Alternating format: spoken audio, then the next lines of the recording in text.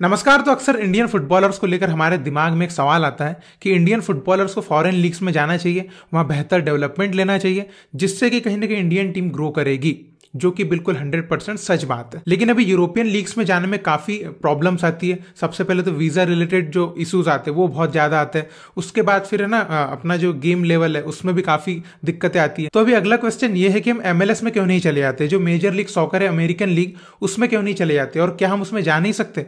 और इससे पहले भी सुनील छेत्री MLS में जा चुके, तो क्यों वहां पर वो खेल नहीं पाए। तो इसके बारे में ही आज हम पूरी डिस्कशन करेंगे, तो आप वीडियो से जुड़े रहिएगा। तो एज यू नो कि इंडियंस जो है वो यूरोप के मुकाबले यूएसए जो है वो काफी इजीली जा सकते हैं, और वहां का वर्क परमिट भी इंडियंस को मिल जाता है। तो इस चीज को देखते हुए आप बिल्कुल कह सकते हैं कि इंडियंस को MLS के लिए तो अप्रोच करना चाहिए, जब वहां का वर्क परमिट उनको इजीली मिल सकता है। और जो सवाल है कि क्या इंडियन फुटबॉलर्स MLS में खेल सकते हैं, तो मैं आपको बिल्कुल बताना चाहूंगा कि इंडियन फुटबॉलर्स MLS में खेल सकते हैं।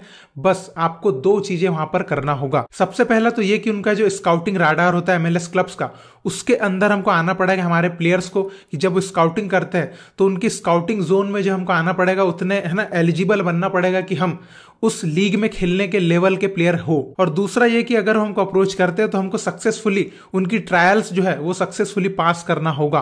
तो अगर हम ये दो चीज कर पाते हैं तो we can easily play in MLS। अब अगला सवाल ये आता है कि जब इतना इजी है तो why Indian footballers are not going to MLS। तो उसका जवाब ये है कि currently we are not at the level of major league soccer. तो अब आपके दिमाग में ये आएगा कि कैसे सुनील छेत्री MLS के लिए स्काउट हुए थे और वो साइन होने के बाद भी MLS में क्यों नहीं खेल पाए। तो मैं आपको सीधे सीधा बताना चाहूंगा, जिस पर कि सुनील छेत्री का खुद का ही कहना है, सच्चाई उन्होंने बताई थी कि क्यों वो MLS में नहीं खेल पाए थे।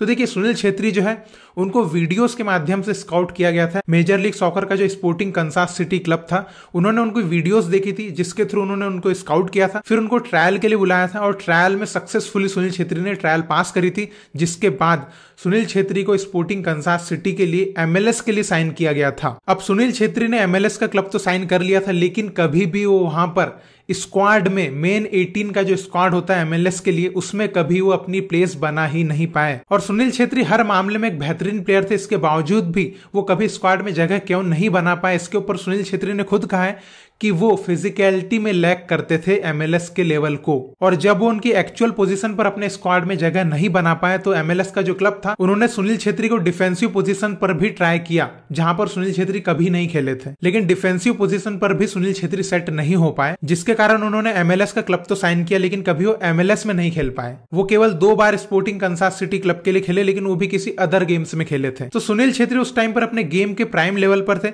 और MLS के क्लब को उनसे काफी एक्सपेक्टेशन थी, और अगर वो वहां पर सक्सीड करते तो इंडियन प्लेयर्स के लिए बिल्कुल वहां पर चांस खुल सकता था। लेकिन सुनील छेत्री वहां पर सक्सेसफुल नहीं हो पाए, जिसकी वजह से MLS के जो दरवाजे थे वो इंडियन प्लेयर्स के लिए कभी खुल नहीं पाए।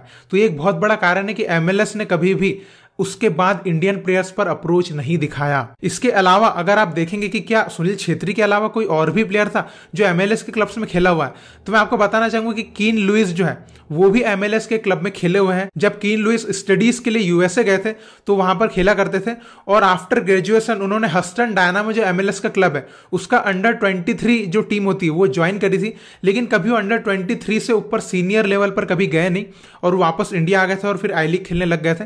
तो ये जो 2 प्लेयर्स है, मतलब आप सुनील छेत्री को प्रॉपर MLS में सीनियर लेवल के लिए साइन हुए थे, और जो कीन लुइस है वो वहां पर अंडर 23 में साइन हुए थे। तो आप कह सकते हैं कि 2 प्लेयर ने वहां पर ट्राई किया हुआ है और वो अनसक्सेसफुल रहे हैं। तो सारे फैक्ट सुनने के बाद आप जान गए होंगे कि we can play in MLS, but currently we are not at the level of MLS।